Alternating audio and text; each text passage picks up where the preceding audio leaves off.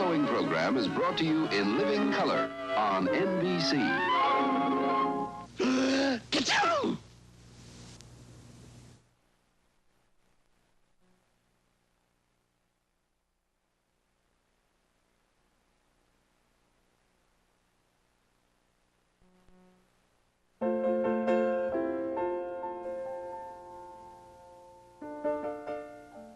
On July 9th, Troop 336 held its first annual woodcut to provide our troop with campfire wood for the coming year. The troop cut up 2 large trees. Unfortunately, we picked the day that the temperature reached a record 103 degrees. August 24th, the first annual advancement shootout was a highlight of 6 months of advancement efforts.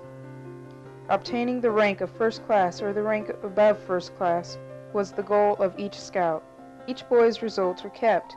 It is safe to say that the boys collected more clay birds than they hit. August 15th through 20th, summer camp at Camp Merriweather. We had a great time and the weather was better than that. Our skilled boaters proved themselves on the water. The riflemen found that the target was a little more elusive than they first thought. Our dutiful band of environmental science scholars pound out reports of their observations. A spirited campfire. Our brave fish scouts did well in the water. This brave scout continues the troop tradition of having at least someone complete the mile swim at camp. An evening testimony meeting with the bishopric allowed a time to ponder and express the important things of life. September 2nd through 3rd, the second annual Mount St. Helens hike. Unfortunately, these pictures are from last year. It rained heavy on Friday night and washed us off the mountain. We will wait until next year to continue our mastery of the mountain.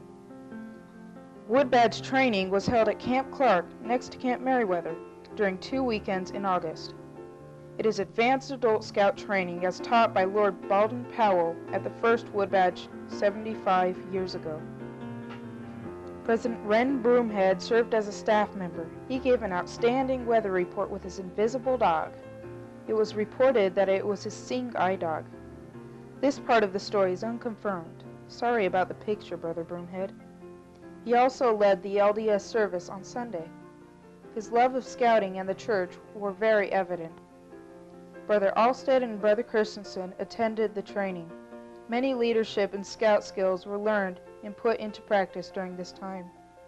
On a lighter note, Brother Alstead's patrol assembled a picture window for Brother Christensen's patrol because they had the only campsite with an unobstructed view of the ocean.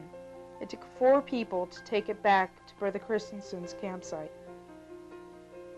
His patrol retaliated by making and awarding neckerchief slides in an appropriate size to thank them for the window.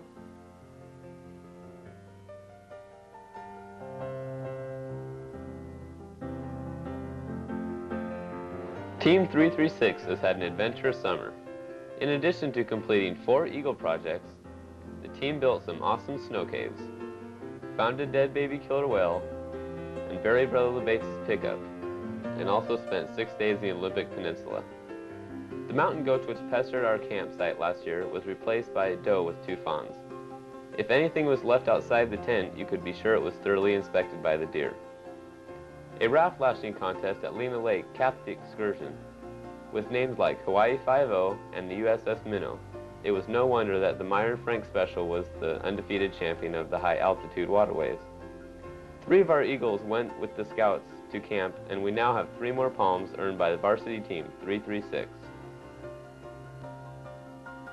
So long,